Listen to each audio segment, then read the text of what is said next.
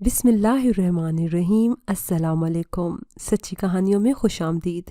Viewers, आज फिर आपके लिए एक और सबक आमोज सच्ची कहानी लेकर हाजिर हुई हूँ। नए आने वाले साथियों से गुजारिश है कि अगर अभी तक आपने हमारा चैनल सच्ची कहानियाँ सब्सक्राइब नहीं किया तो इसको लाजमी सब्सक्राइब कीजिए। चलें अपनी कहानी शुरू करते हैं। मेरा नाम ईमान है। पैदा होते ही मेरी माँ इस दुनिया से रुखसत हो गई तो मुझे फुप्पो ने गोद ले लिया। पाला पोसा तो इन्हीं को माँ समझने लगी। जब होश संभाला तो रिश्तेदारों ने बताया ये तुम्हारी माँ नहीं बल्कि तुम्हारी फुप्पो है। तब मुझे पता चला मैं इनकी लेपालिक बेटी हूँ, बल्कि यतीम बच्ची जिसे माँ के बाद कोई पालने वाला न रहा तो फुप्पो ने ये जिम्मेदारी निभा दी। ननियाल में मेरी एक खाला थी जो कभी कभार मुझसे मिलने आ जाती थी। वालिद ने दूसरी शादी कर ली, उनके बच्चे हो गए, मुझे फरामोश कर दिया। फुप्पो इस बात पर भी अफसरदा रहती थी कि देखो उन्होंने कैसे तुमसे किनारा कशी इख्तियार कर ली है। इस तरह मेरे दिल से अपने सगे बाप की चाहत भी निकल गई। मेरी फुप्पो बहुत अच्छी थी, उन्होंने मुझे बहुत प्यार से पाला। फुप्पा पेशावर में रहते थे, वहाँ उनका बहुत बड़ा बिजनेस था। वो ईद बकरा ईद पर आ जाते, चंद दिन रहकर वापस लौट जाते। अलबत्ता फ़ोन पर फुप्पो से बाकायदा राब्ता रखते थे। फुप्पो का एक ही बेटा था, मुझसे वो 3 बरस बड़ा होगा। इसे भी रिश्तेदारों के ज़रिए इल्म हो गया था कि मैं इसकी सगी बहन नहीं हूँ, तभी वो मुझसे दूर और लिए दिए रहता। उसका नाम अब्दुल्ला था। अब्दुल्ला ने तालीम मुकम्मल कर ली तो फुप्पो ने चाहा कि इसकी शादी कर दें ताकि घर में बहू आ जाए, पोते पोतियों से रौनक हो। कई माँ लड़की की तलाश में लगा दिए, ढंग की लड़की ना मिली तो थक कर बैठ गईं। हर मिलने वाली से कहती मेरे बेटे के लिए कोई अच्छी लड़की बताओ। एक दो ने बिलाखिर कह ही दिया कि लड़की तो घर में मौजूद है, फिर क्यों इधर उधर मारी मारी फिर रही हो। आखिर ईमान में क्या कमी है? तुमने पाला है, तुम्हारी सगी भतीजी है, उसका तुम्हारे सिवा कोई और नहीं। क्या इसे नहीं ब्याना है? क्या करोगी इसका? क्यों नहीं बेटी से इसे बहू बना लेती? फुप्पो के जी में ये बात जरूर होगी, मगर बेटे पे एतबार न था। डरती थी कहीं अब्दुल्ला इनकार न कर दे। हो सकता है फुप्पो ने कभी इस बारे में अब्दुल्ला से बात भी की हो और इसने ये कहकर इनकार कर दिया हो कि इसे हमेशा बहन समझा है, इससे कैसे शादी कर लूं। बहरहाल ज़िंदगी में कुछ ऐसे मोड़ आ जाते हैं जब हकीकत को तस्लीम करते हुए अपने ख्यालात और रास्ते बदलने पड़ते हैं। एक रोज़ खाला आई, इन्होंने भी फुप्पो को यही बात समझाई कि तुमने ईमान को पाला पोसा है, तुम्हारी तरबियत से ही ये हीरा बनी है। इस हीरे को दूसरों के हवाले करने के बजाय अपने घर में ही रहने दो। अब्दुल्ला से इसकी शादी कर दो, ये ज़माने की ठोकरों से बचेगी और तुम्हें बुढ़ापे में भी बेटी मुयस्सर रहेगी, तुम्हारी खिदमत करेगी, तुम्हारे काम आएगी। जिस तरह तुमने इसे मोहब्बत से परवान चढ़ाया, ये भी तुम्हारी ज़ईफ़ी का सहारा बनेगी। एक रोज़ फुप्पो ने अब्दुल्ला से खुलकर बात की, सारी ऊंच नीच समझाई तो इसने माँ की बात मान ली। आपका भला इसमें है तो मैं आपकी मर्जी में खुश हूँ। बेटे के मुंह से ये अल्फाज सुनकर फुप्पो का सेरो खून भर गया। इन्होंने झटपट मंगनी की रस्म अदा कर डाली। खानदान के कुछ लोगों ने मना भी किया, ख़ास तौर पर उनकी नंदो वगैरह ने, कि ये लड़की मनहूस है, पैदा होते ही माँ चल बसी और अब तुम इसे बहू बना रही हो। लेकिन ये सब जहालत की बातें थीं। खानदान के अक्सर लोग इस रिश्ते पर खुश थे और मेरी फुप्पो के फैसले को काबिल सिताइश कराते थे। मेरी अब्दुल्ला से मंगनी हो गई। फुप्पा ने कहा कि अब्दुल्ला को मेरे पास पेशावर भिजवा दो ताकि ये बिजनेस में मेरा हाथ बटाए। फुप्पो ने भी सोचा कि बाप के बिजनेस को समझ ले तो बेहतर है, आखिर अब्दुल्ला ने ही घर संभालना है। यूं वो पेशावर अपने वालिद के पास चला गया। मुझे अपने फुप्पोजाद अब्दुल्ला से बहुत मोहब्बत थी। बेशक वो संजीदा मिजाज था, हंसी मजाक नहीं करता था, मगर इसकी शख्सियत आला सफ़ात की हामिल थी। वो मेरा और फुप्पो का हर तरह से ख्याल रखता। इसके होते हुए कभी फुप्पा जान की कमी हमें महसूस नहीं हुई, जिनको बचपन से मैं अब्बा पुकारती थी। अब्दुल्ला की खामोशी में भी मोहब्बत खुली हुई थी। इसने मुझे कभी नहीं डांटा, बल्कि हर कदम पर मेरा तहफ़्फ़ुज़ करता था। जब घर आता कभी खाली हाथ ना आता, मैं जो फरमाइश करती पूरी करता। अब्दुल्ला के जाने के बाद घर उदास हो गया, जैसे किसी के जिस्म से रूह निकल जाए। ऐसे में इसके जाने के बाद माहौल बेजान हो गया था। पेशावर पहुंचकर दूसरे रोज फोन पर फुप्पो से बात की, अपनी खैरियत बताई और मुझसे भी 2-4 बातें की। कहा कि तुम्हें किसी चीज़ की ज़रूरत हो तो मुझे फ़ोन कर देना, मैं यहाँ से पार्सल कर दूंगा। अपना और अम्मी जान का बहुत ख्याल रखना। पहले रोज़ उसका फ़ोन आ जाता, रफ्ता रफ्ता इस मामूल में कमी आने लगी और अब हफ्ता गुजर जाता वो फ़ोन ना करता। हमें हफ्ता भी 1 साल जैसा लगता। मैं सोचती शायद इसका बड़े शहर में दिल लग गया है, तभी हमारी कमी महसूस नहीं करता। ये मेरा ख्याल दुरुस्त था। पेशावर वाकई उसे पसंद आ गया था। फुप्पा का कारोबार अच्छा चलता था और वो एक पोश इलाके में रहते थे जहाँ पढ़े लिखे लोगों की रिहाइश थी और बड़ी बड़ी शानदार कोठियाँ थी। यहाँ आकर अब्दुल्ला को पता चला कि इसके बाप ने दूसरी शादी कर रखी है और वो अपनी ज़िंदगी खुशगवार और भरपूर तरीके से गुजार रहा है। फुप्पा ने बेटे को इत्मीनान में लिया और समझाया कि तुम इस मामले में चुप ही रहोगे, अपनी वालदा को कुछ ना बताओगे तो इसमें तुम्हारा भला है। सुकून से मेरे पास रहते रहो और कारोबार में मेरा हाथ बटाओ ताकि मैं ये बिजनेस बाद में तुम्हारे हवाले कर सकूं। अगर मेरी दूसरी शादी का राज तुमने अपनी वालदा पर जाहिर कर दिया तो वो डिस्टर्ब हो जाएंगी। मुमकिन है हमारा आपस में इतना झगड़ा हो जाए कि फिर तुम्हारी मंगनी और शादी का मामला भी कटाई में पड़ जाए।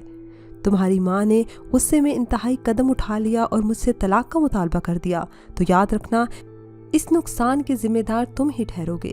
गर्ज फुप्पा ने अपने बेटे को सख्त आजमाइश में डाल दिया और अब्दुल्ला को आफियत इसी में नजर आई कि वो अपनी माँ को बाप की दूसरी शादी के बारे में कुछ न बताए। उधर फुप्पो खुश के शोहर का कारोबार पेशावर जाने के बाद दिन दुगनी और रात चुगनी तरक्की कर रहा है। बेटा भी बिजनेस में शामिल हो गया है। जो ही अब्दुल्ला की शादी करूंगी बहू को लेकर खुद भी मैं पेशावर चली जाऊंगी। फुप्पो का ताल्लुक कराची से था। इनके वालिदैन इसी शहर में रिहाइश पसीर थे। इनका भी दिल चाहता था कि वो कराची में रह जाए।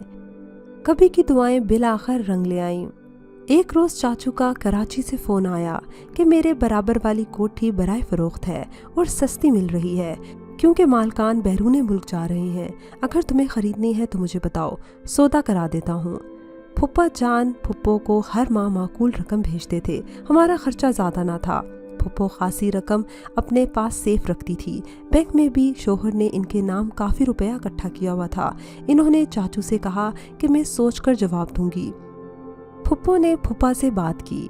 फुप्पा तो दिल से चाहते थे कि पहली बीवी कभी इधर ना आए ताकि उनकी दूसरी शादी का राज न खुले। उन्होंने खुद चाचू को फ़ोन कर दिया कि कोठी का सौदा कर दो, मैं आकर फाइनल करता हूँ। फुप्पो खुश हो गई कि चलो कराची दोबारा जा बसने का सामान हुआ और भाई के घर के पास रहने का मौका भी मिल रहा है। फिर कोठी खरीद ली गई और फुप्पो खुशी खुशी कराची चली आई। मुझे भी साथ ले गई। मैं यहाँ बहुत खुश थी और अब फैसला कर लिया कि यहीं रहना है, गांव वापस नहीं जाना। जब से अब्दुल्ला गया था पेशावर से पहली बार वो कराची आया। इसके बाद अब वो कराची आने जाने लगा था। उसे भी हमारा यहाँ कोठी में रहना अच्छा लगा। फिर वो दिन भी आ गया कि मेरी और अब्दुल्ला की शादी की तारीख रख दी गई। तैयारियां शुरू हो गई। रोज़ इस सिलसिले में मैं फुप्पो के साथ बाजार के चक्कर लगाने लगी। दूर नज़दीक से मेहमान आने लगे। घर बड़ा था, वो मेहमानों से भर गया और मेले का समा रहने लगा।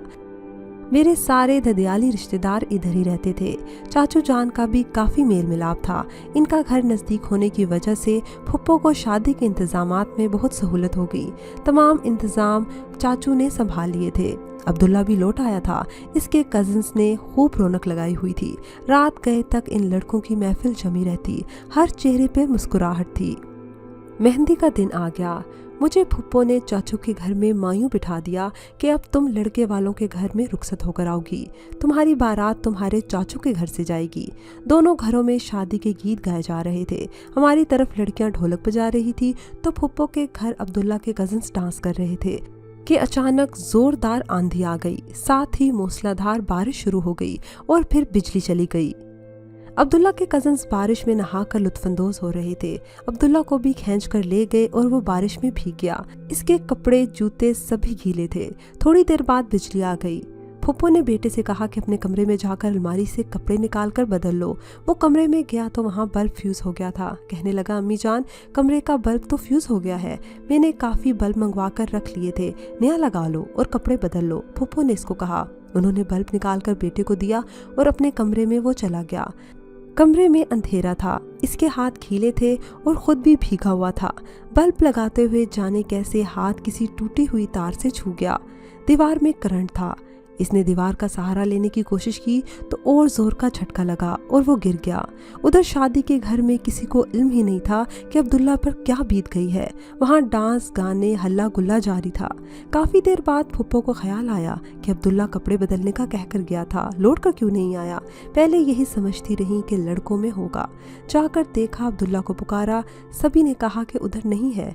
वो इसके कमरे की तरफ गई। वहाँ मुकम्मल अंधेरा था। अंधेरे में ही अंदर चली गई। आगे बढ़ते ही इनके पैर किसी जिस्म से टकराए तो इनकी चीख निकल गई। फुप्पो की चीख सुनकर चाचू का बेटा दौड़ा आया। इसके पास टॉर्च थी। टॉर्च की रोशनी में जो मंजर देखा वो दिल दहला देने वाला था। फुप्पो हवास बाख्ता पलंग पर बैठी थी और फर्श में अब्दुल्ला औंधे मुंह गिरा हुआ था। उसे हिलाया गया मगर वो ना उठा। शायद इसके हलक से आवाज़ भी निकली हो, लेकिन शोर हंगामे की वजह से किसी को इसकी आवाज़ न सुनाई दी। अब्दुल्ला दूल्हा बनने से कबल ही इस दुनिया से चला गया। ये सदमा फुप्पो बर्दाश्त ना कर सकी और बेहोश हो गई। उनको अस्पताल ले गए। अब मसला ये था कि मुझे ये सब कैसे बताएं। मैं चाचू के घर सहेलियों के झुरमुट में घिरी हुई थी। मैंने शोर की आवाज़ें सुनी तो मुझे पता चला कि अब्दुल्ला को करंट लगा है। मेरे कान बंद होने लगे और आंखें बुझ गईं।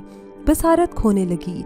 मैं सख्ते में बैठी बेचान नज़रों से हर एक का चेहरा तक रही थी। लोगों की आंखों से आंसू बह रहे थे मगर कोई मुझसे कुछ न कहता था। उनकी खामोशी ने मेरे अंदर सफ़े मातम बिछा दी थी। जितने लोग शादी में आए थे वो सब जनाजे में शामिल हो गए।